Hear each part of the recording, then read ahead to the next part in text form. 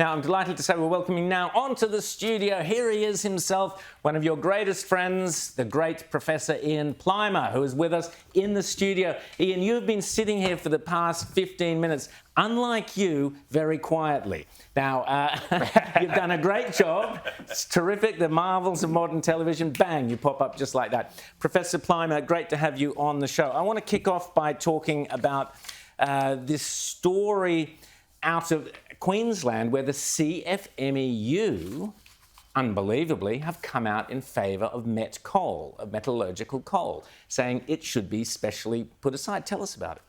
Well, this is where a lot of their money comes from. It's the people who work in the coal mines. And they're not stupid. They're not going to cut off their cash flow. So they're doing it for very simple financial reasons. They're not doing it for reasons of wanting to help the steel companies in Asia. They're not doing it because they have different views on the planet. They're doing it for money. Follow the money. For jobs, for jobs. And finally, but this has always been, hasn't this always been the problem, that the left has deserted the blue-collar workers of the past that the Labor Party built its entire, essence on, in favour of this green nonsense. But here are the blue worker, hard steel workers saying we've had enough of this stuff. Yes, very much so. And you see that in some electorates. As soon as I can escape from you three, I'm off to Broken Hill. Now, that's a Labor heartland. It's not any longer. In the state parliament, it's shooters and fishers. In the federal parliament, it's national. And so they, a long while ago, woke up to the fact that the Labor Party doesn't represent the working man. The Labor Party has let them down very, very seriously. And the Labor Party's on the nose. Have the Liberal National Party, though, recognised that trend and actually tried to reach out to those voters instead of being obsessed with these skill sets? Honestly. No. They used to burn women like you. It was a better time back then, wasn't it? I want to ask about these 200,000 cows that are to be destroyed in Ireland at Culled to save the environment. Tell us about that story. This seems crazy. Well, I think that's absolutely fabulous for the Australian cattle industry. It means that the shiny bums in Brussels who have never produced anything in their life are now telling producers what to do. And this can only end in disaster. The Irish know about this from the potato famine of the 1843-1844 period. A third of their population died, a third immigrated, and the same thing will happen. They will lose productive people from Ireland and they'll go somewhere else. So to be a member of the EU is a little bit... Let's just spell out what's happening here. The EU are saying because of climate emissions meeting net zero, they're going to have to cull 200,000 head of cattle. This is the same insanity that we saw, James, in Holland with farms being shut down. And I mean, just to pick up on that point, it's not just going to be the cows, it's going to be your lifestyle. I think we've got a little grab here of somebody proposing how we're all going to have these carbon credits that we're going to sell. Could we play that? En krijgt daardoor een beetje meer geld. Of diegene woont in een kleiner huurhuis en ik woon in een groot huis. Ik heb dus meer uitstootrechten nodig om mijn huis te verwarmen. En zo kunnen mensen met een smalle portemonnee... Now, my Dutch isn't what it was, but Andrew Bolt would help me translate if he were here.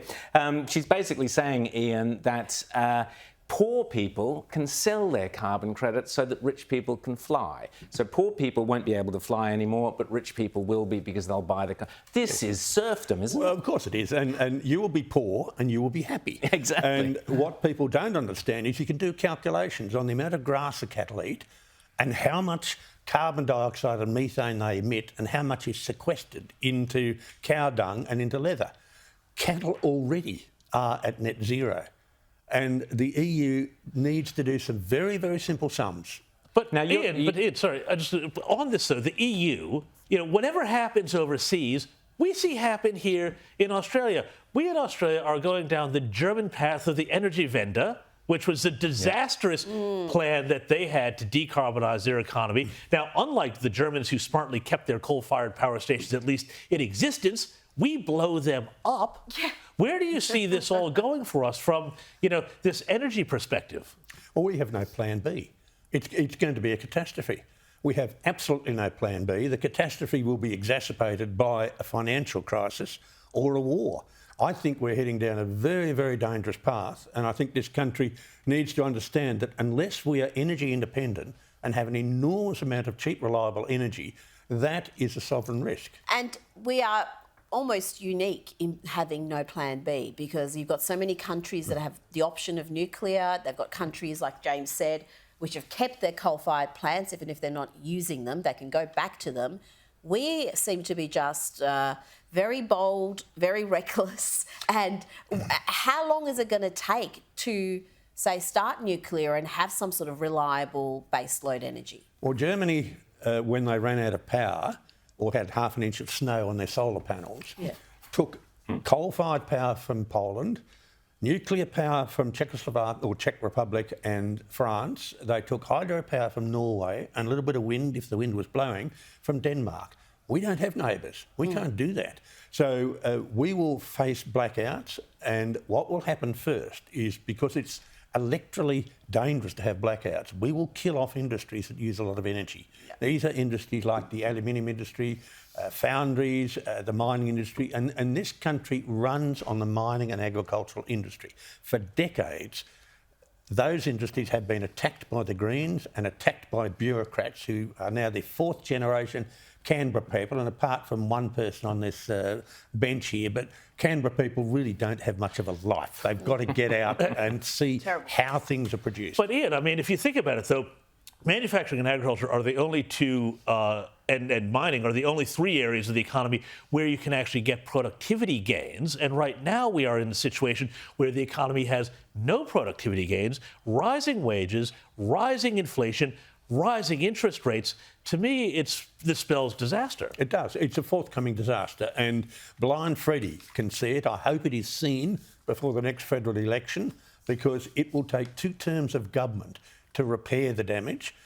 We could build coal-fired power stations, these Healy power stations, very easily. We could build nuclear generators very easily. We've even got the foundations of one at Jervis Bay. They were poured in 1969, and when we had a change of Prime Minister and Billy McMahon came in April 1971, that was put on hold, and then Labor came in December 72 and nothing was done. So we already started a nuclear program. We've had nuclear power in this country for 60 years at Lucas Heights. If you've ever had cancer, you have to be a supporter of the nuclear industry, because medical isotopes are produced from that reactor. So we already have the foundations for And we're going to have the subs, which are going to be nuclear powered as well. It's insane. But listen, I want to you mentioned mining and agricultural being the backbone of this country.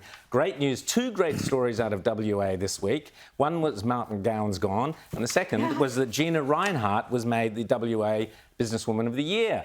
Fantastic accolades there. West Australian West Australian of the Year, the West Australian of the Year. And quite rightly so. Tell us, Ian, specifically from the mining and agricultural point of view, Gina Rinehart's critical role in this country. Well, I declare an interest. I sit on the board of Roy Hill and a number of her other companies. She's the greatest Australian woman this country has ever produced. Perhaps the greatest Australian this country has ever produced. She constantly gets attacked. She does not get honoured nearly as much as she should. And if it were not for what she has done, we would have lost some of the icons in this country, such as the Kidman Company. So she has been a huge supporter of the agricultural industry. She has started mines in places where there were previously no mines and has created employment. Those people pay tax. She pays tax. She could quite easily live in another part of the world and pay a lot less tax. She is a great Australian. Australia's biggest taxpayer. Yeah, the biggest taxpayer. She has built this country from what her father started, and she has to be listened to. And the joke is that the surplus that Jim Chalmers touted around was entirely Gina Rinehart's doing. It was the Gina Rinehart surplus. Now, she should not only be the West Australian of the Year, she should be the Australian of the Year. So let's wait for that, because that's what she... If there's any truth to the surplus, Labor should be honest and say where it came from. My word. That's what they should be doing. Rita.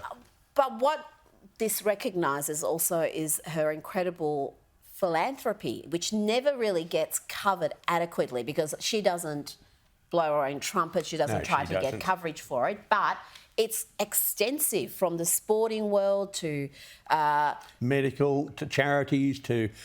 schools in Cambodia. Young lost kids, for ex-military people. She does a huge amount, doesn't blow her trumpet about it, and just does it quietly.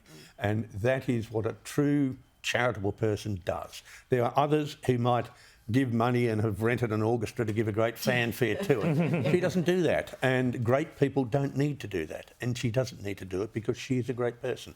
So congratulations, Gina Rinehart, West Australian of the Year. Great work there.